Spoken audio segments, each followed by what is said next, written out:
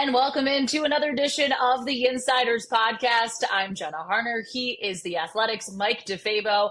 Mike, we have a whole lot coming for the people on this episode. Steelers long snapper Christian Kuntz joins us, talks about being a new dad, how he got into long snapping. We do a little bit of Yinzer rapid fire, some questions with him. He even turns the tables on us and asks us some questions. Really fun there. We also deep dive into this week's matchup against the Patriots with the Athletics' Chad Graff. So a whole lot coming your way. But first, let's debrief a little bit. Steelers are now 1-1 after the 31-17 loss to the Seattle Seahawks. And this game really was interesting, kind of the entirety throughout, because it was close and you felt like, okay, the Steelers found an answer to what Seattle did. And then it was a little bit back and forth until it wasn't, until that big special teams play that I think really changed the momentum. I even think the interception that Aaron Rodgers threw in the end zone in the third quarter, I think that might have been kind of the turning point in this one for me, or the part that started to turn things. Yeah, in a lot of ways, it felt like your classic Steelers game, right? Like the offense isn't moving the ball fluidly, but the Steelers defense produced two turnovers, set them up with short fields. They were able to convert that into 10 points. And it just felt like one of those games where you were going to leave the stadium thinking the Steelers didn't play their best, but they again somehow found this way to win a game with a couple Chris Boswell field goals and the defense maybe not playing great, but being opportunistic. And then they didn't, and then they lost. So, after the game, Aaron Rodgers, I think, had some really interesting comments. And one of the things he said was, I think that this is good for us. And I actually agree with him in a sense because, like, you look at the two games and they weren't dramatically different. I think some of the same mistakes the Steelers were making in game one, they made in game two. The offensive line. Is it going to be able to protect Aaron Rodgers? They gave up 4 sacks in game one, three and eight more quarterback hits in game two. They weren't able to run the ball effectively. Right now, the Steelers are averaging just 3 yards per carry. That's 30th in the NFL. Defensively, this defense that had been hyped, Mike Tomlin called it, has said it could be historic. Juan Thornhill said it could be the best of all time. Deshaun Elliott said he thinks they could be number one. They've come absolutely nowhere close to living up to their expectations. That was a problem in game one. It was a problem in game two. So really, like, I saw a lot of parallels and a lot of the same problems. The only difference was the result, the outcome was different. So after the first game, it kind of covered up a lot of those mistakes, and you don't necessarily address them in the same way that you do after a loss. So now I feel like if they do take this the right way, at least it illuminated, like, look, if we don't solve these problems, they're going to keep coming back and they're going to keep hurting the Steelers. And Rogers was interesting too in the post game press conference because he basically said he was, look, it's week two. And that was kind of the beginning of when he said, this might be good for us. But you can pump the brakes a little bit. However, I think there are still areas of concern, especially looking at Seattle. This isn't a roster of superstars. This isn't a team that has this star quarterback, this star running back, star receivers. Like they're one of the 32 teams in the They NFL, were so of they were course. they were a 10-win team last. They were 10-7 just like the Steelers last year, but they just missed the playoffs. I feel like they're about like even teams. Yeah, And so like to your point about like they don't have a lot of star power, they had one very good wide receiver in Jackson Smith and Jigba. yeah. And they had a really good running back in Kenneth Walker the third. Your goal would be to stop Kenneth Walker the third, make them one dimensional, make them throw it, and then say Jalen Ramsey take care of JSN. Neither one of those things happened. No. Kenneth Walker goes over 100 yards. JSN goes over 100 yards. And like I'm a little bit concerned because the Steelers thought that Jalen Ramsey was going to be that guy. That, hey, earlier in your career, you could say, take the number one wide receiver, pretty much take him out of the game. That did not happen at all. And the Steelers got hurt a lot on slants, on in breaking routes over the middle of the field. And then running the ball, they were running away from TJ Watt, which I feel like Alex Highsmith's absence was magnified because he is a very good run stuffer. Nick Herbig is very small, and to the point that a lot of people thought he would have to play off-ball linebacker at the NFL level. You're seeing why some teams thought that. To go along with Keanu Benton, I think has had a really poor start to his third season. Some of these younger guys like YA Black, I feel like is not quite ready to play yet. And so for all those reasons, you're having a defense that really like, as Patrick Queen said, they're letting the other team have their way with them and do whatever they prefer.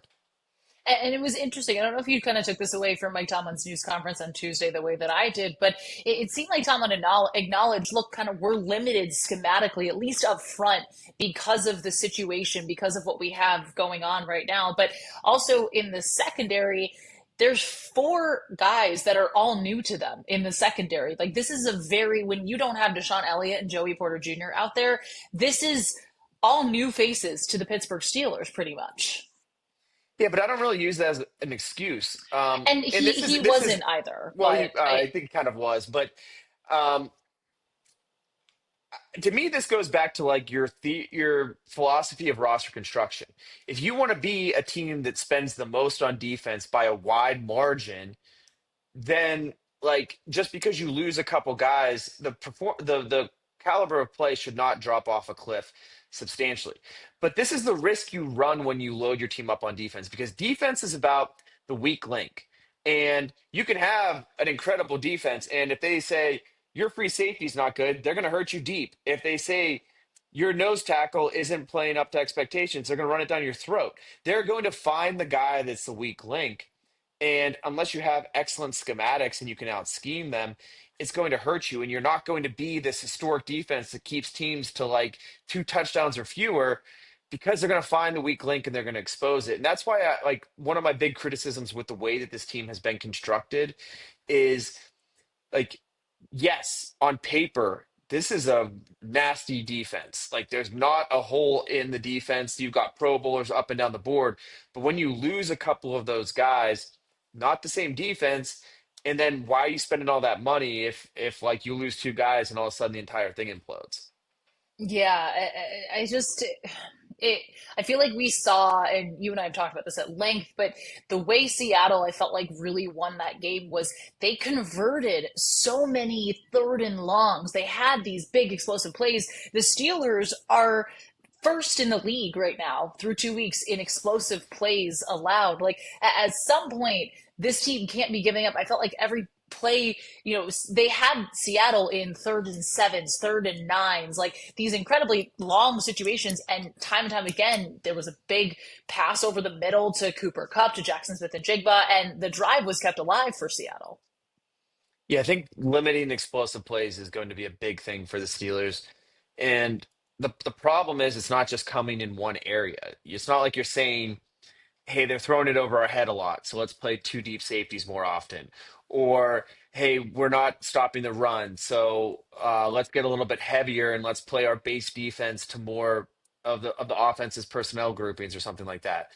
Like, there's not easy fixes because they're getting gashed in the run game and they're giving up explosive passing plays. So we use a database at the Athletic called True Media, and the way they define an explosive play is a pass play of 16 plus yards and a run of 12 plus yards.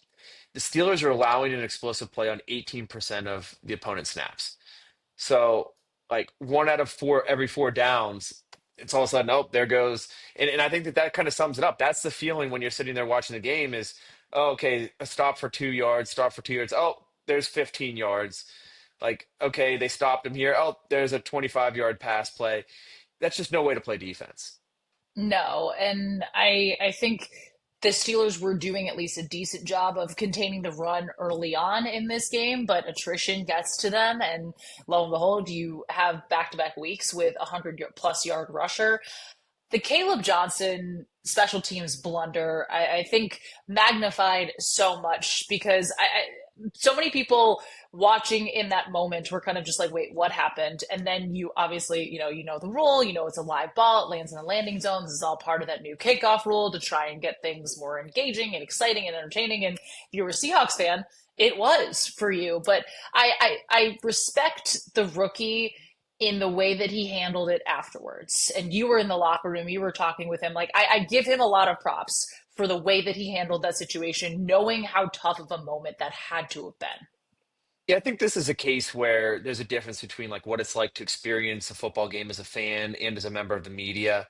Like fans, I think are irate at Caleb Johnson. He's the scapegoat right now. He is like the guy that everybody is talking about today and criticizing. And I completely get that. I'm not telling you not to feel that way. It was if your job is to return kicks at the NFL and you're being compensated handsomely, you should know the rule. Bottom Yeah, line. Okay. I'm not going to 100%. make an excuse for him. Now, when you're around these people every day and you get to know them as people, like you could see that he felt really badly about it. And to your point, I feel like you see a lot of guys turtle in that situation and they don't talk to the media. They don't want to take accountability publicly and they just want to shut down. And to his credit, we walked in the locker room. Caleb Johnson is standing there in full pads, basically like, okay, I'm ready to talk. I know that you guys are going to ask me questions about it. He answered the questions, did as well as he probably could have. And like the way I look at it, it may have cost them the game. It really might have. It might cost them at the end of the season their chance to make the playoffs or whatever. But like, I think that if Caleb Johnson responds the right way, this can be something years down the line that he looks at and he's like, "Hey, that really motivated me and helped propel me in the right direction." And I think the little that I know about Caleb Johnson as a person, I think that it probably will that he will handle it that way. But that still doesn't change the fact that it was a tough moment for him. Yeah, and it really did. I feel like that was, obviously the interception, the miscommunication where Calvin Austin in the end zone doing a little bit of the scramble drill tips the ball up right into the hands of the Seattle defender, the And DB. go ahead. And No, no, no, continue. just speaking of like taking accountability too, I walked up to Calvin Austin. No one else was around, no cameras, anything, and I was just kind of looking for clarification. Hey, what happened on that? Why were there two guys in the same area? That's never supposed to happen. Was it a broken play? What happened? And he said, yeah, it's scramble rolls, and he was supposed to stay towards the front pylon. And he explained it to me, and he was like, "Look, I just have to do what I'm coached to do, not just try to make a play in the spur of the moment." And I said, "Oh, I'm not trying to like put it all on you." And he's like, "No, no, no. It most definitely is my fault. It's 100% my fault. Like it would have been a touchdown if it wasn't for me." And again, I thought that this was a case where somebody's owning up to their mistakes, and I guess you just hope that like they respond to them better. And really, like everyone's probably drilling, everyone's hammering Caleb Johnson and Calvin Austin or whatever the interception today. But it was more than those two plays. Those two plays might have swung the game in Seattle's favor. But until the Steelers fix their offensive line, until they play better defense, they're going to still lose games. It's just that in this instance, those other two plays were more magnified. And I think it kind of goes back to what you were saying with what Aaron Rodgers was talking about, just in terms of like, this might be good for us, because I think those little tiny mistakes have been some. We see this team, we see the team kind of just constantly be in these types of games, like we mentioned, but it is those one or two little things that can just win or lose them a game. And I think that it's this bigger mentality here where, hey, look, we're not going to let those couple plays be what decides this game. This team has to go out there, and I'm saying we as the team saying it, not me saying that. I want to make sure I make that very clear. But I think that they know there's a lot to clean up across the board. And when we were hearing TJ Watt talk in the post game press conference, it felt very reminiscent of the end of last season, where it's like, hey, there's this problem, we're trying to solve it, we can't solve it, we like it, but it's week two and it shouldn't be that way. Do you see these defensive problems specifically being solved, or at least taking steps forward to fix them, i.e., the run game and just the way that the secondary got shredded in that game?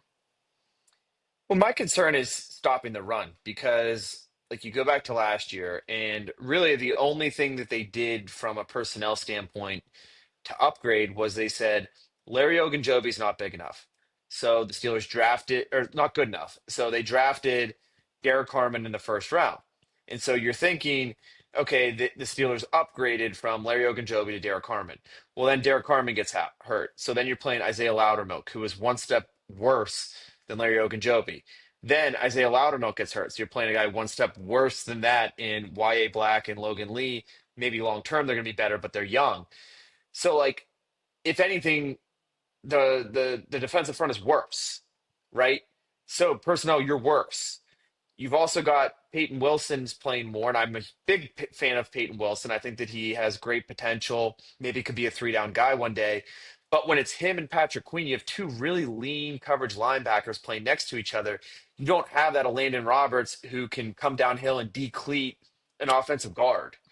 Like he was a ridiculously physical linebacker and so important against the run. And I think that's why you saw the Steelers on Tuesday go out and sign Jawan Bentley. I actually covered him at Purdue, and he is more of that downhill physical type of linebacker. And I wonder in the short term, like how much you're going to see him get early playing time on rundowns in place of Peyton Wilson, just to try to give the Steelers a little bit more physicality, a little bit more bulk there. Jenna, what about the offensive line though? Because and just the offense as a whole, we haven't talked about the offense at all. Like the way that I viewed the game, I don't think that Rodgers played his best game, but he's probably my least concern on offense because there's so many other things going on around him. Yeah, there was, I think one of the sacks early on, he felt like he kind of ran into a little bit and just held onto the ball for a little too long. But you're not blaming him for what we saw a little bit in some of the ways that these drives stalled. Mike Tomlin did give some praise to Broderick Jones, saying that he saw some improvement in this game. Yeah, but could it have gotten any worse after allowing two sacks? That's, Like yeah, if exactly. he did not see any improvement, then then there'd be even more room for concern, 100%. But I think we didn't expect coming into this week two that this was going to be, hey, they're going to score 4 touchdowns. Aaron Rodgers is going to throw for 4 touchdowns again. I didn't expect that, definitely. But you felt confident in, okay, this team has shown they can move the ball. And there were a couple drives where, again, I felt like it's this team that we've been watching for at least, my time since I've been here the last 5 seasons, the last handful of years, where it's three and out, get back on the field, three and out. That the need to sustain drives to me is just a big part of all of it. And I didn't see that spark from the offense that we saw.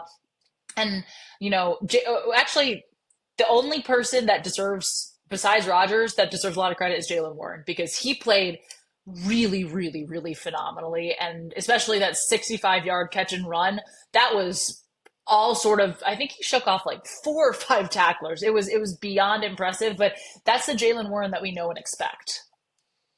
yeah, I'm kind of curious to see if they give Jalen Warren the real chance to be that feature back for real.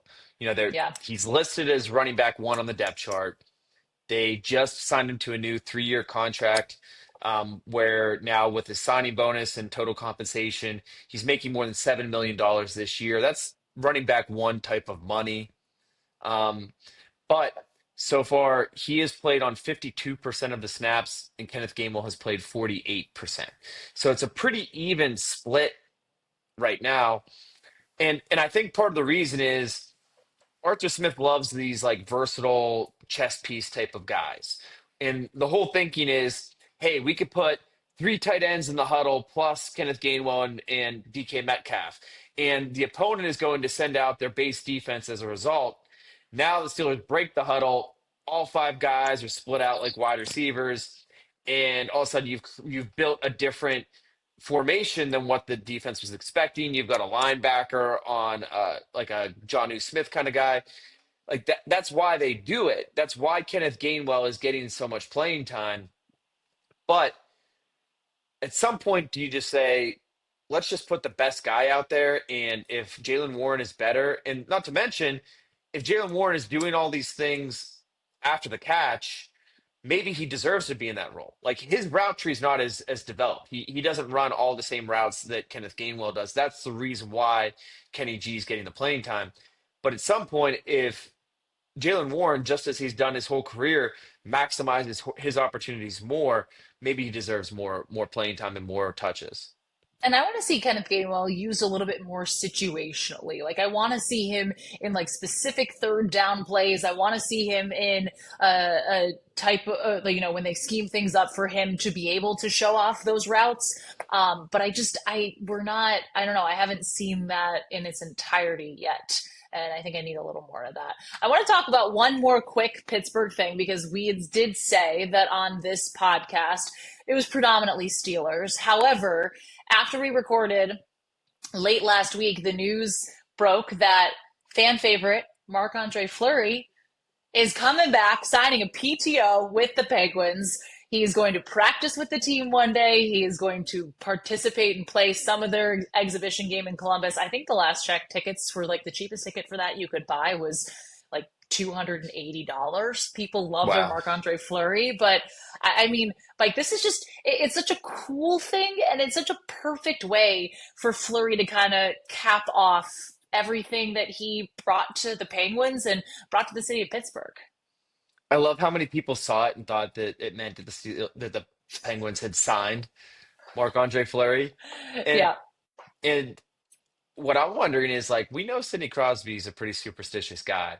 If they win that game, is he going to be like, look, man, like I don't mess with success. We win, you got to keep what's going. So maybe a little more of that. Jenna, I did when I was like I think 15, I had a girlfriend, and for her birthday, I got her a Marc-Andre Fleury signed card, and then we broke up. Do you think I can ask for it back? How's that work? I'm surprised you haven't already. I feel like you need to get that back. That's one of those. She probably has that like framed somewhere. Is gonna like sell it somewhere. So this would be the opportune time to sell it. But I think you need to get that back because that's pretty I cool. think That's pretty I impressive. Also, to give that gift at 15, you were gift given well. look, I don't have much else going for me, so I have to at least give good gifts and stuff like that.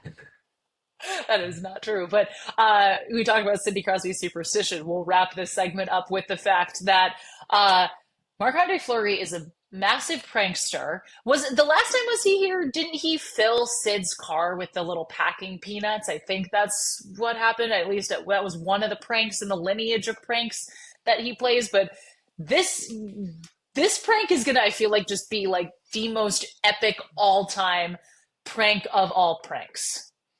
Yeah, this is like his last chance to pull one off. So I feel like that's probably his main motivation for signing this PTO. I love it. I love it. Well, we have plenty more coming your way on this edition of The Insiders. We'll take a quick break, and then after the break, join us for our interview with Christian Kuntz. Trust us, you don't want to miss it. Stay tuned. This is The Insiders.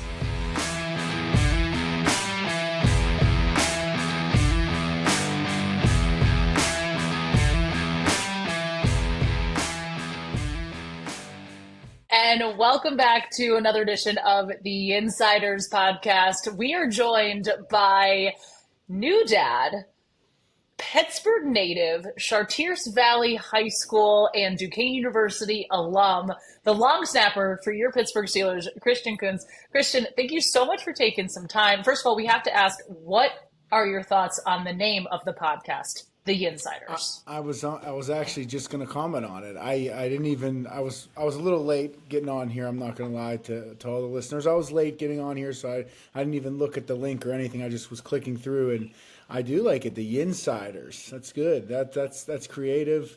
That's Pittsburgh. That's catchy. I like it. I like it a lot. And we thought that you would be the one most qualified to answer that question, being a Pittsburgh guy yourself. Um, it's kind of like a joke because every single person calls themselves an insider. And I'm like, Yeah. if everybody's an insider, then I feel like nobody is an insider. And so we had to Pittsburgh it up a little bit with the Yins too. I Yep. like that, the insiders. I don't know if anyone's truly an insider. Like, does anybody really know what's going on? Do the guys that do the players even know what's going on in the front office or decision making you know what I'm saying? I don't think there's any insiders. There's insiders though, for sure. That's right. So that's all that So matters. so as Jenna mentioned, you are a new dad, and your son Gray, you said he's fresh out of the box. He's 6 weeks old right now. What is life like trying to manage the busy schedule of being an NFL football player and also the responsibilities of home of being a new dad? Yeah, it's tough. I'm not gonna lie. It's more tough on my wife than it is me. So kudos to her. She's standing over here right now, so she's listening. I'm getting brownie points as I'm saying this, but no, seriously, it's very hard, but it's amazing. It's like the best thing ever. I know that sounds cliche, but he's worth it. Even when he's screaming his head off, when he's quiet, he's worth it. Um, but no, it's been amazing, and the time management of it. Yeah, it's not the best timing for us to. We had a baby in training camp, and then into the first half of the season, so it hasn't been exactly ideal with the timing, but. Luckily for me, I'm from here. My family, friends here. The support cast that we have here is incredible. So it's been a blessing, honestly. Is he like the first grandkid in your family, or like grandma and grandpa, like just like fawning, dying, swooning, all of the above? Yeah, he's the first grandchild. He's getting spoiled. I don't know if I like it that much, but in a good way. They're coming over, helping. Everyone's helping. It's awesome. He's gonna be spoiled, and we're gonna have to humble him a little bit when he gets a little older. How's the training going? That's my question. Have you started like putting some protein Oh powder yeah. into his bottles? Have you started the strength and conditioning routine and regimen yet? Yeah, I mean, I wish I can't even joke about this, but I would tell people, I put icy light in his formula, get him going a little bit. But no, he's strong. I've said this before. He's strong. I do got him working out a little bit, just some arm exercises on my fingers and picking his head up and different tummy time exercises. I know what I'm doing. I've been doing my research, but I already got him in the lab. He'll be ready to go here in a couple years. And how long do you plan to let him beat you at sports? Is that going to be like, are you going to Never. take it easy on him, or are you going to be like, look, Dad is a professional football player. I'm going to assert my dominance as long as I possibly can. Yeah, never, never. As long as I can still do anything, I will never let him beat me in anything. As long as he's, you know, however long it takes. If it's never, never, it'll never happen. I won't let him win, but I have a feeling he might probably be beating me in some things in 10 years or so. Maybe golf. My golf game stinks. Well, you did Get him golf going with my early. with you did golf with my buddy. So I don't know how it ended up happening, but I don't know where it was, what course it was, but it's one of those events where like you can go and randomly get paired with a Steeler. Yeah, they And got and my, paired with me. I'll tell you what happened. There was way more beers drank than freaking good shots hit. Your boys were out of control. Bayla, shout out Bayla. That guy's he's crazy. He was a beer a hole. I'm like, what the hell? Hey, these guys are nuts. yeah, they told me that they were going to this event, and then they were like, "Oh, we got paired with Christian Kuntz," and they were like probably being the most annoying Yinzer guys, just like asking you a million questions. And Well, they actually, they started off, they were very disappointed that they got the long snapper. And then after like three holes, they're like, oh, wow, he's actually kind of cool. Maybe like we should talk to him and hang out with him. And then they couldn't get enough of it. They wanted to play another 18 after that. So they lied to you if they said they're off the jump that they were excited. They were bummed out that they didn't get Firemuth or one of the other guys that was up there. They got me. They're like, oh, the long snap or whatever. And then three holes in, a couple of beers later, they wanted to play 36. yep, that's how it always goes. Yeah, exactly. So, but it was a good time with those guys. I'm disappointed because they should know that you're a Pittsburgh guy. So in theory, you know how to have a good time. You know what this city is like and what people here want when it's time to go out on the golf course and drink some beers and have a nice time. Yeah, they got the hint. Like I said, after a couple holes, they knew, but it was a good time, and hopefully I get to see those guys again soon. Maybe at that event this year again, I'll see them. They'll be requesting to be in my group now. Yeah, exactly. Well, they're going to be pumped to hear you, and especially Balo, my buddy. He's going to be excited that you gave him the shout out. Um, but you mentioned it kind of like being like, oh, you ended up with the long snapper, right? Like I feel like you are interesting to me because like there's a level of like self-deprecation with a lot of these things, like saying, oh, I'm just the long snapper, but there's obviously more to it than that. How did you get involved with this? Like when you were coming up through high school and stuff, were you thinking this could be a possibility for you, or was there a certain moment that kind of changed your trajectory of your career? Yeah, I mean, I always, funny enough, looking back at like eighth grade, sixth grade, eighth grade football, I was the long snapper. Like I was long snapping, and even in high school, I was a long snapper. The years that I played and wasn't hurt. And then college, I got away from it. I was always the backup guy because we had a guy doing that, and I was playing linebacker, and I was probably thinking I was too good enough to long snap until Coach Schmidt at Duquesne, he like kind of told me, I think you should work on this. Like, you're pretty, you're just raw talented at it. I think you should work on it. And I kind of brushed him off again and continued to just want to play linebacker. And then when I got cut and went on a workout to Green Bay as a linebacker, a guy from Duquesne that knew I long snapped in my 5th year, John Wojciechowski, he's on their player personnel staff. He, after the workout, was like, why don't you get down and long snap? Let's see you long snap. You did it your 5th year. You did it last year. Let's see you do it. And I got down and did it, and every scout in Green Bay was like, hey, if you give this 2 or 3 years, we think you'll be in the NFL if you really work at it. So that's kind of how the switch flipped, and the rest is history. It's crazy how it all happened, but I'm glad I made the change. And long snapping, I have gained an ultimate respect for specialists around the world. I mean, at any level, you realize what these guys do day in and day out, at kickers, punters, snappers, especially snappers in the NFL, not to downplay snappers in college, but they don't have to protect as much in college if they're running a spread punt, whereas in the pros, you have to protect. So I've just my whole mindset's kind of changed about specialists and the whole game itself. A much more appreciation for what guys do in each phase of the game. Well, and we've had discussions before in the locker room. Like, you've told me that you want to play a long, long time, and you're kind of playing a position where you might be able to do it.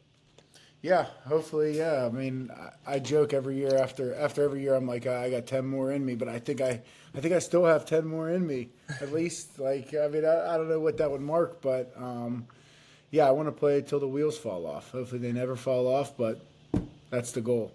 What goes into learning how to long snap? Like, you pretty much knew how to do it, but like refining your technique and stuff. Are there specialized camps, or you just like, I don't know, long snapping a football into a basketball hoop or something like that in your backyard to practice? What do you do? Yeah, there's definitely, I kind of, when I help kids long snapping, I kind of tell them, it's like a professional pitcher. You're not really gonna coach up a professional pitcher if he's throwing strikes and he's striking people out and he's successful at what he does. So, there's really no right or and coaches might hate on me for saying this, but there's no right way to long snap, just like there's no right way to punt or kick. Like, everyone's form's different, pitchers, everyone's form's different. So whatever works for you. But like I said, the learning curve comes with like the blocking and the protection part aspect of long snapping. You can snap a million balls into a net and work that, but when there's a rush in front of you and there's people in front of you and you're getting a cadence and you have to deliver a ball on target and block your assignment, there's just a lot that goes into it rather than just hitting a target in a net. I like to joke and say I could teach anybody how to long snap. Essentially, if you could throw a ball, it's the steps after the snap that are what makes a professional long snapper different from an amateur long snapper. That was When I good enough. when I covered Purdue, the long snapper called himself the upside down backwards quarterback. So Yeah, I get, I'm not going to say that because we have Aaron Rodgers in our locker room, and he could probably snap a ball, throw a ball through his legs as good as I could snap a ball. So I'm not going to call myself an upside down quarterback. I think it's funny though, because like a lot of people don't realize like your practice, the specialists' practice is different than the receivers, the DBs. Like it's different for sure. What goes into practice day to day for you guys? You're trying to catch me in a bad spot. No, our practice, I'm not. No, I know. We work, obviously, like, they can't kick and punt every day, and I don't think people realize that. Like, they can't swing their leg every day, just as a pitcher can't throw every day. So obviously there's slotted days where there's kicking and punting. So we try to rotate those days. But yeah, practice, we have one period a day, maybe two, maybe a punt and a field goal period that day. And, those are our time to shine. But it's people think it's like all glit and glamour, but our jobs are very magnified. Like if our mistakes are out there, everyone sees those, as opposed to one of 11 guys on offense or defense makes a mistake and we might not even know that that guy made a mistake because we don't have the tight version of the film. We're not the coach. We don't know the call. So those periods are very important to us, and I feel like we're lucky enough to have the extra fields at the practice facility to be able to kind of get our own field and warm up and talk about how we want to go about the period. But that was a good question. It is different because those guys are running their tails off, and we're kind of sitting over there talking, snapping, kicking, talking, hanging out. They going into our period, but it's fun. It's a good time. Well, I think one thing that's interesting about it is like your depth chart is one person deep. So I was curious, like in the preseason, you had a pretty big hit and a not insignificant injury. Like, what's it like when you're dealing with an injury, knowing like, hey, if they bring somebody in and this guy takes my job, like then I don't know what happens. Like, because that, kind of Yeah. in a sense happened to Cam Johnston, where he suffers some big injury. They bring in Corliss Waitman, he does a great job, and now, ultimately he ends up looking for a job somewhere else. Yeah, that's just the reality of our business. Like if the best ability is availability. If you miss time, like you never know who's going to come in. There's so many good football players out there, and this is a business at the end of the day. Like they don't care who you are. They'll replace you. I think people kind of realized that this year when we traded Minka. Like, Minka was a staple in the locker room, an unbelievable dude, unbelievable player, teammate, leader. And just traded. And I don't think anyone saw that coming, but that's the business. They can do whatever they want, and while being injured, that's a worrisome time. You're hurt and you're out. They bring someone else in to do your job. It's not exactly fun. So I Yeah, guess the you mindset like is, in that situation, are you like, no, I'm fine. I could play like if we got a game tomorrow. Is there a part of you that has to kind of shorten that time frame, knowing that you don't want to even give anybody that chance? yeah, 100%. For me personally, yeah, 100%. I can't really speak on if anyone else thinks that way. I would like to think majority of the guys think that way. But me for sure, like I don't, be honest. I don't want anyone coming in and doing my job. Like I'm here. I want to be doing it. Hurt or not. You're living every Yinzer's childhood dream of playing for the hometown team, playing for the Pittsburgh Steelers. Does it hit you? Are there moments where you're kind of like, oh my gosh, this is surreal in that way? Yeah, sometimes I feel like it doesn't hit me until game dates now, like out there for the national anthem and the call outs of the starting lineups and like just I don't know. I just remember when I used to be in the stands. Like I mean, as a college student, couple beers deep and going crazy. It's just it's nuts to think about. Like now I'm on the field, my fifth year on the team. Like it's just wild. My life's not real as a Yinzer. Yeah, that's pretty cool. Yeah. So I wanted to ask you about like the bond that you guys have as special teams players, because I don't think people realize that like Chris Boswell, at least from my point of view, sometimes is like off to himself. Like he's a pretty difficult. He gets interviewed maybe like once every 3 years.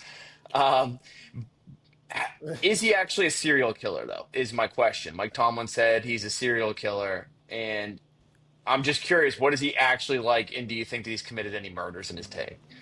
No, he's not an actual. Jenna's like, holy hell, this is a crazy question, DeFabo. Holy shit. Um, no, he's not an actual serial killer. On the field, yes. In that analogy, yes, yeah, he is. When it comes to kicking a football, he's a serial football kicking killer, I guess you could call him. But yeah, we're the specialists. We're together every day, workouts, meetings, field, the practice time I talked about in training camp. Like the different position groups have meetings. Obviously, we meet with Danny Smith, but not on a level that's like that. So we're a tight knit group We for sure. Okay, you mentioned Danny Smith. Would you say? Sorry, Mike. You mentioned Danny Smith, Yeah, and he's the this best. guy is a legend. We need to hear a couple Danny Smith stories while we have you here. Oh man, I mean, one of my hold on, let me plug this laptop in so it doesn't die on you guys. I mean, one of my favorite all-time Danny Smiths. He just has these one-liners. I'm sure you guys. I mean, you guys are around. You probably hear some stuff he says, but I like when if a guy comes over and he makes a play, and a guy's like real excited about a play that he made. It's a long football game, but you're excited. You made a play, you made a tackle, you tipped the ball, whatever it may be, and someone's like gloating on the sidelines, and Danny Smith will just go over and humble them really quickly and just be like, "Quit licking yourself, like, quit patting yourself, like basically like quit patting yourself on the back. Who cares? Like you made a good play, like go make another good play." And like that's just like who he is. Like he's happy for you, but he's old school as hell, and he will just humble you and be like, "Go make another play." He always says every man gets another man, and every good man gets two. Like he just says these one-liners and these sayings that I don't know, it just brings you back to like old school football, and you just want to play hard as hell for him. And I feel like every single guy that's in there in the special teams room, like they all want to play hard for Danny Smith. Have That you ever says a asked lot. him? Have you ever asked him for a piece of gum? Does Yeah, he he give it has a out, or does he hoard it? no. He has a box of 900 pieces stocked like every day in his office. He is now Mexican gum that was made in Mexico. That's like different form of juicy bubble, whatever the hell we choose. It's different form of it. It's now Mexican. He's a box of it. How much gum does he go through a day? Like, how many pieces on average do you think that man chews a day? See, I don't know during the week. During the week, it's obviously still a lot more than the average human. On game day, it's crazy. Like, I'll be warming up the snap, and obviously, I'm like bent down, looking at the ground, looking at the ball, and like there's bubblegum wrappers on the field on the sidelines. I'm not even making that up. And then like you'll look down on the white tarp that's on our sideline on game day, and there's just bubblegum wrappers everywhere. And, like who it's coming from. He has them stuffed in his back pocket. Jenna, didn't you tell me that he told you he gets like boxes shipped to him by fans who are like Yeah. excited and they want to, and so he'll start a box, and if you lose, he throws out the entire box or gives it away or something. He's like, "This box is no good. Like this is a losing box of gum. I got to switch it up." I don't know. I know he does get boxes from fans. Like he does get the gum from fans. I don't know if he throws them away though, because he has. I'm not exaggerating. Over 1,000 pieces of gum in a box Oh my gosh. in his room. It's so on brand though. It's incredibly on brand. Mike, It is. do we do the Yinzer rapid fire? Is it time for that right now?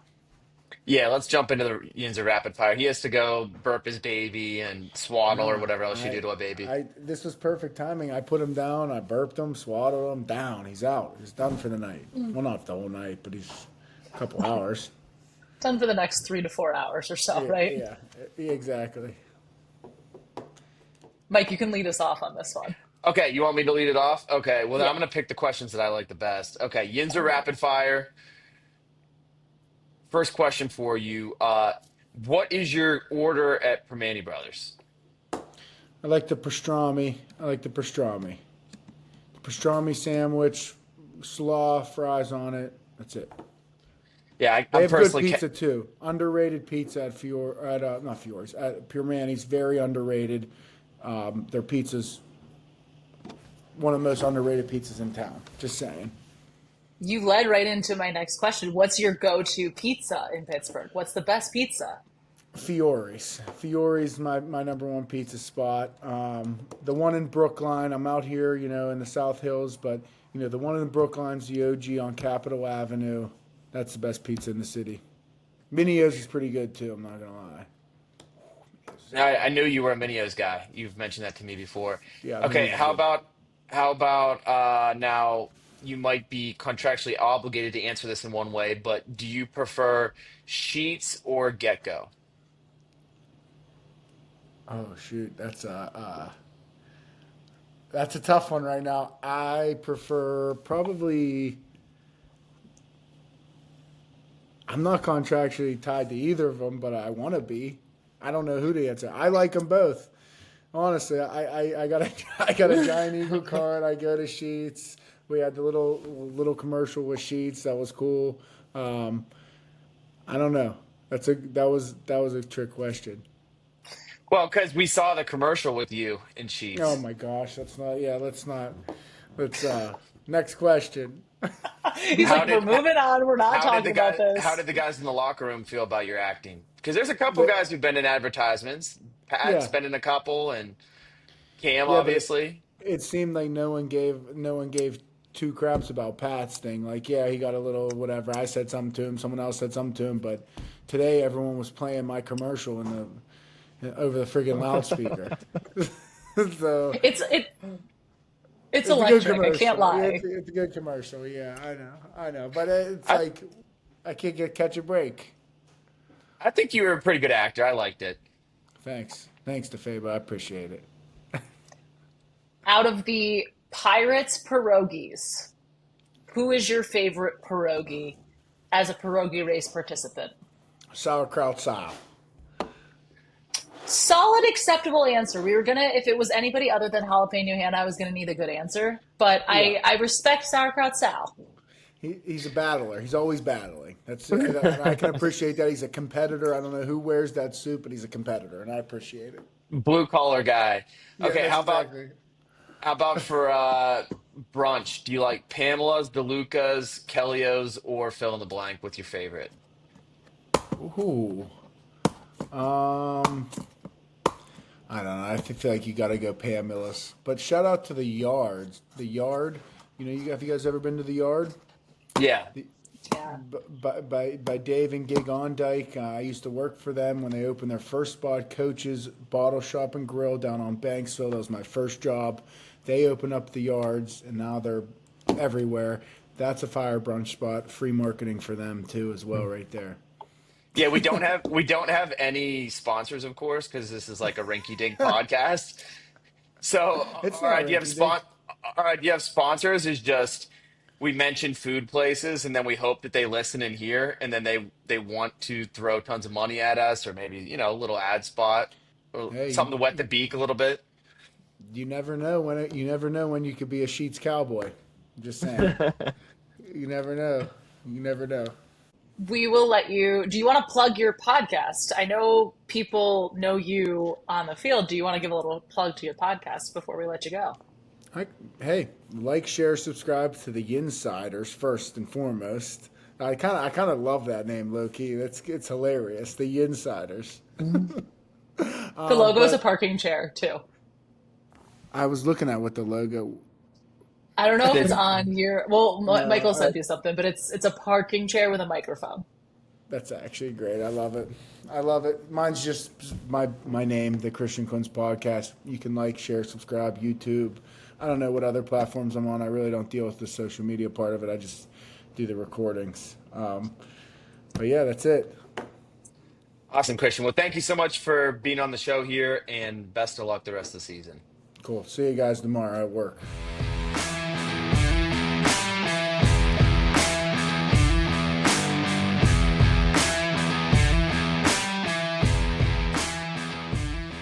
And welcome back to the Yinziders podcast. We now have Chad Graff from the Athletic Patriots writer joining us. Chad, as a former New Englander, I have to ask you, have you experienced Connecticut pizza? Do you know the lore of Connecticut pizza? I know a bit of it. Been to New Haven a few times, and so kind of compared and contrasted on a couple of trips into the city. So I wouldn't say I'm an expert by any means, but I'm at least aware of it generally. Did I you, love that did you, Jenna, of course, had to start with the pizza question for you. Not even football, just let's start with the most important thing, pizza. Yeah, New England's oh, here. We could go lobster rolls. We could go clam chowder. Let's start with the pizza. I like it. I can ask lobster roll too. Are you cold with mayo or hot with butter? Because there is a correct answer here. We might be different. I was a New Hampshire guy originally. I'm a hot with butter.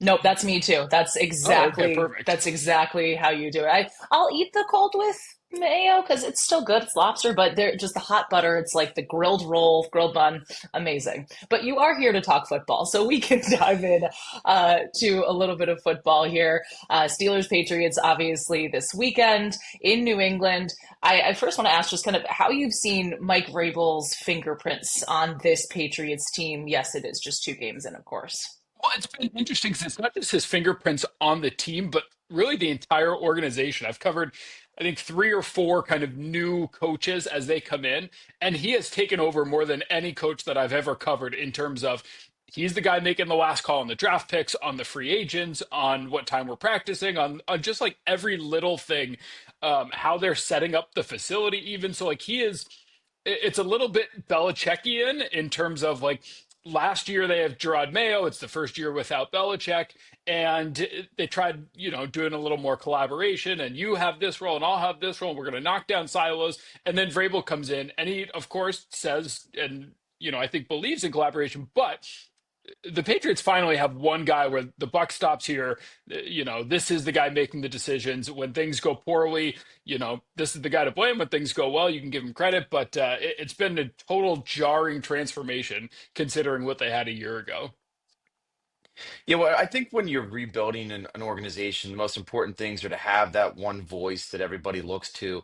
But then the second thing is, and maybe even more importantly, the quarterback. Like if you don't have the quarterback, then it doesn't matter how good that coach is. What are you seeing so far from Drake May? How far are the Patriots within this rebuild, and how much confidence do you have on in Drake May that he can be part of that solution? Well, they're a fascinating case study for a rebuild because I think what they have is so different than what you usually see, where usually, you think about the Bears or some other spots, you build up the rest of the roster, and eventually you land on the coach that you like and the roster that you like. The Vikings did that with Kevin O'Connell, and you build up the roster, and then you go get J.J. McCarthy. Granted, their circumstance was different. The Patriots are different in that they really, really think that they have the head coach. They really, really think that they have the quarterback. Everything else is kind of a disaster. That might be overstating it a little bit, but like the roster outside of the coach and quarterback is probably bottom 5. The offensive line is better, but it's still bottom 10 for sure. The wide receivers are bottom 5, maybe 32 in the league. So like they really like what they have in Drake May, and he's been good. He's been, he's coming off of his best game as a pro, was really, really good in that one. And but you look at the stats of that game against the Dolphins, his top 2 targets and his top 2 receivers were the running back and the backup tight end. And so, like, that just Oh man. underscores the lack of weapons on this team. And so, there's a lot of optimism for the Vrabel May connection, and there's a lot of optimism for what Drake has done because it's been really good. But it's a little bit hard because right now, this season, he's just not surrounded by much. And you had an interesting stat when we were looking on Twitter, but both of these teams, and the Steelers and the Patriots, are giving up explosive plays at some of the highest rates in the NFL. I believe the Patriots are fifth, the Steelers are first. We saw that firsthand just in the way that Seattle just absolutely attacked them with a lot of those chunk plays, getting big yardage. But what have you seen in terms of, I guess, from this Patriots defense that has some concerns that makes you kind of just be like, is this something that you feel like they can clean up a little bit? Yeah, it's multifaceted. And for Steelers fans kind of thinking about this game this week, I would look at 2 things. One is Christian Gonzalez. He's their all pro cornerback, the best player on the team, like a true shutdown man to man corner. He hasn't practiced since July 28th. He went down with a hamstring injury that seemed like a strain. Give him 3, 4 weeks, he'll be back out there. Kind of a weird thing that he hasn't yet practiced. And so that's got all sorts of alarm bells going off here. So pay attention this week, Wednesday, Thursday, Friday, if he practices and if he might play. If he does play, he's a true top 10 cornerback in the NFL.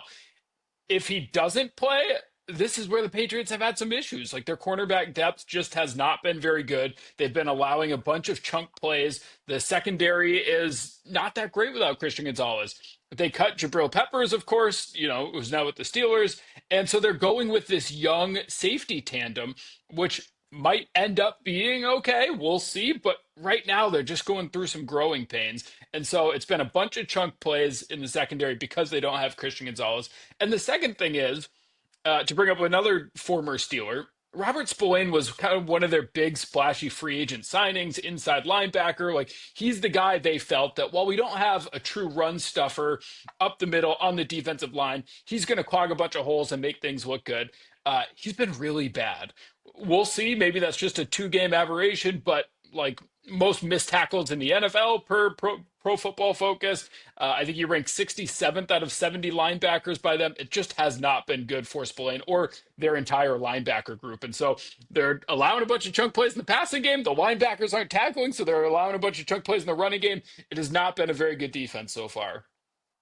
I think that you're making a lot of Steelers fans listening to this pretty happy or optimistic, because obviously this all bodes well for the Steelers offense. But the one concern that I might have for the Steelers offense is how well can they run the football and how well can they protect Aaron Rodgers? They've got this young offensive line and they're going through some growing pains early on. What do you see in that matchup? Because protecting Aaron Rodgers, they allowed, what was it, 4 sacks the first game, 3 sacks the second game, a bunch of quarterback hits. Protecting the 41-year-old is the most important thing, and it's been pretty inconsistent from the Steelers so far.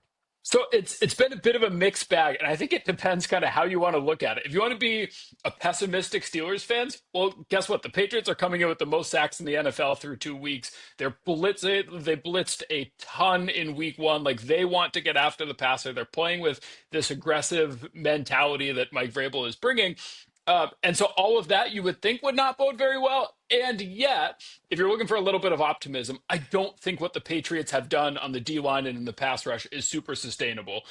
They ranked 19th in pressure rate. And so that's a sign that, like, yes, they've gotten a couple of sacks, but two of them last game were while the Dolphins had 45 seconds left and were trying to, mount this game winning drive. And so obviously, they're passing and you can pin back a little bit. So yes, they have the most sacks. That's probably a concerning thing for the Steelers, but I think it's not quite backed up by some of the deeper numbers. And frankly, that's a spot that is interesting for the Patriots in that their interior of the defensive line, their two defensive tackles, Milton Williams and Christian Barmore, have been awesome and are very good players and are going to be a matchup nightmare for any guard center combo in the league.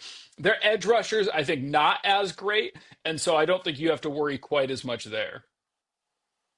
I'm curious the impact that you could see special teams having in this game because obviously massive splash plays happening last week in the game between the Patriots and the Dolphins. Of course, the Steelers, the just absolute blunder by Caleb Johnson, the rookie that allowed Seattle to have a touchdown. Do you think it's going to have a big impact, feeling that it is kind of still early in the season? These teams are kind of still getting their feet under them.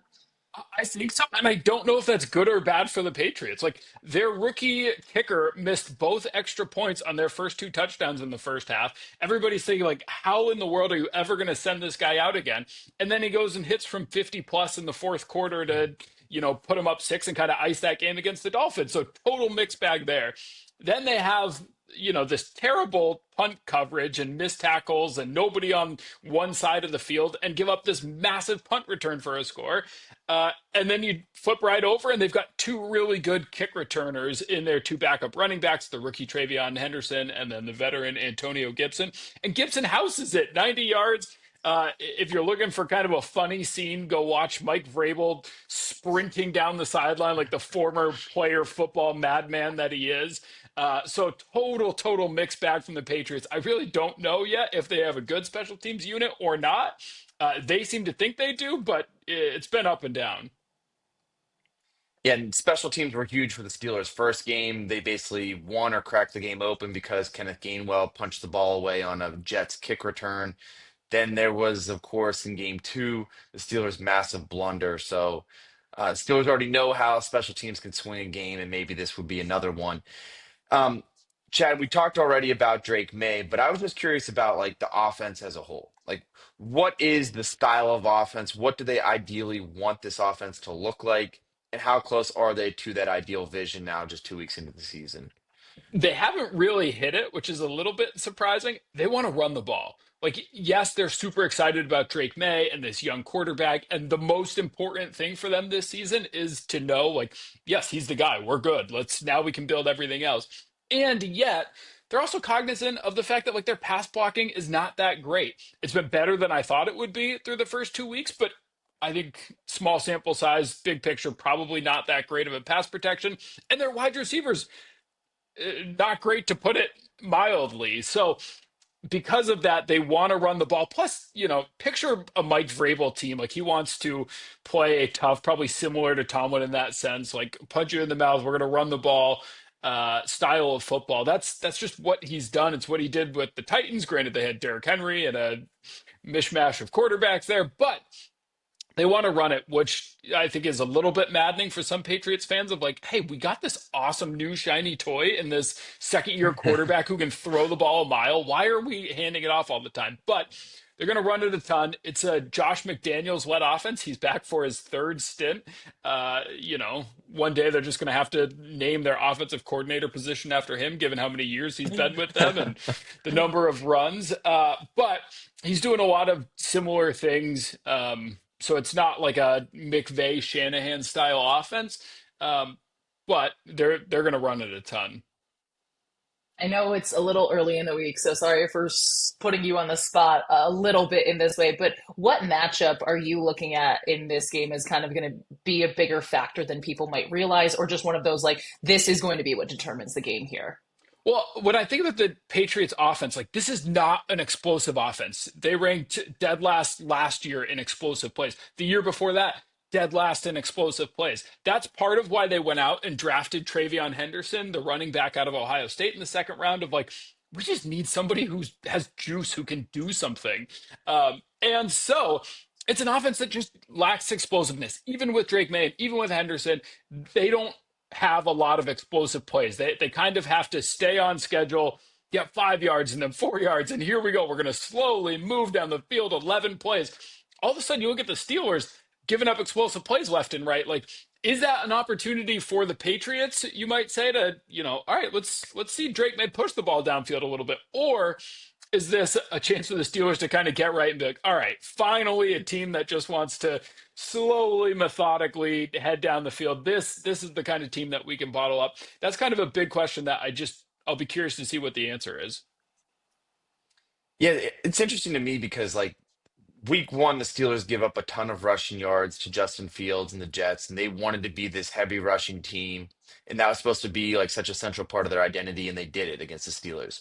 Week two, the Seahawks had been struggling to run the ball, and it was like a get right game for them. They wanted it to be part of their identity to run the football, weren't able to do it in week one, were absolutely able to do it in week two. So, like, I wonder in terms of stopping the run or running the football, like, who wins that matchup? I think that's going to be really interesting just because, like, the Steelers to this point have yet to stop anybody.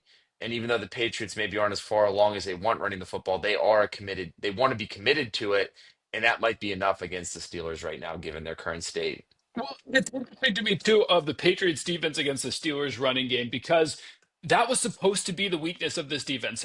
I think people looked at the Patriots defense and thought this has a chance to maybe be a fringe top 10 unit when you thought Christian Gonzalez, the all pro corner, was going to be locking down receivers and the secondary was good with Jabril Peppers back there. And instead, it's the secondary that hasn't been good. They rank first in success rate against the run, which is shocking. I still can't really believe that. But this is kind of a good test for them to see, are you first in success rate against the run because this is a real thing and this is just going to be your strength and we all had it totally wrong coming out of camp? Or did you play a Dolphins team that was trying to get Tua back on track and a Raiders team that was having Geno Smith swing it everywhere with Chip Kelly as OC? That's another big question that I'm excited to see. Yeah, it should be an interesting game, an important one for the Steelers, especially to get back on the right track. And they really need to pick up a lot of wins early in the season against these kinds of winnable opponents before they face the big dogs late in the year. Chad, a little early in the week, and we will put you on the spot, though. Do you have a prediction for how this game might go? Uh, I've gone back. Every Patriots game seems to feel like a 50-50 game. Like even the Dolphins, who I think are probably the worst team in the league, or certainly the most checked out by week two anyway, that felt like a 50-50 game too because they never win in Miami and have issues with them. I think the Patriots' goal all along has been they've got an easy schedule. It's not like the Steelers back half. They've got one of the easiest schedules in the NFL. And so if you can just, as you're getting Drake May into this Josh McDaniels offense, as Mike Vrabel's establishing his culture, if you can just get 2-2 through the first 4 games, which admittedly easy games, I think that was kind of a reasonable goal. And so I do think that they're going to get to 2-2 through the first 4 games, but I think the Steelers probably come in here and get a win this weekend. And then the Patriots have Carolina Panthers in week 4, and maybe that's how they get their win and get to 2-2. So I think that they'll get to their overall goal, but I would take the Steelers in a tight one, I think, this weekend. Awesome. Well, Chad, thank you so much for taking the time to talk with us here, share a little bit of insight and some knowledge. Can you let people know where they can find your stuff if they want to follow you during the game and keep track of everything going on up there in New England? Sure, pretty easy. Just at Chad Graff on whatever social media sites, and check out the work, I guess, in The Athletic. Awesome. Well, thank you so much, Chad. I'll see you at the game.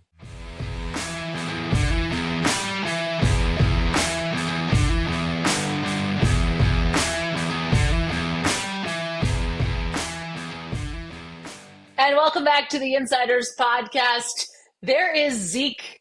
It's time for Zeke's picks. As you know, Zeke cooked up a nice little parfait for the week, starting with the Bills against the Dolphins, Thursday Night Football. The Bills 11.5-point favorites. Zeke, you cover in that? You like that? You feel good that the Bills will cover the 11.5-point spread here?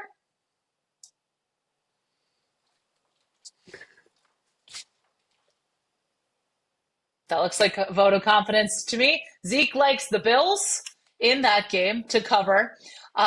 Zeke also has a nice addition to the parlay with a team from the AFC North. The Packers are 8.5-point favorites on the road against the Browns. And Zeke, you're feeling the pack. You're feeling another big spread, but the Packers, their defense, they're covering, right? That was a head nod. That was like, yeah, I know.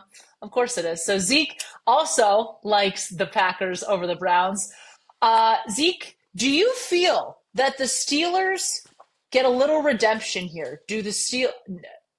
That was a head shake? Do you feel like the Steelers win this game? Because you told us earlier you think the Steelers have a get-right game against the Patriots this week. You still feeling like the Steelers are going to win this game, Zeke? That little tongue stick out was all I needed to know. Zeke likes the Steelers over the Patriots in this one. And wrapping things up on the slate, Zeke, you like the Chiefs getting their first win of the season on Sunday Night Football against the New York Football Giants. Even though you know it pains me as a Giants fan, but you think this Chiefs team, even with their receiver woes, is, oh yeah, nope, he's like, I'm confident in the Chiefs. Incredibly confident in the Chiefs. So just to refresh for all of our listeners, the Zeke parlay of sorts, if you will, that he cooked up. He likes the Bills to cover 11.5 against the Dolphins. He likes the Packers to cover 8.5 against the Browns. He thinks the Steelers win, Steelers money line over New England, and the Chiefs winning against the Giants money line as well. Zeke, thank you so much for your picks, as always, and being the good boy that you are. And Mike and I thank you so much for joining us on this week's edition of the Yinziders podcast. We'll see you next week.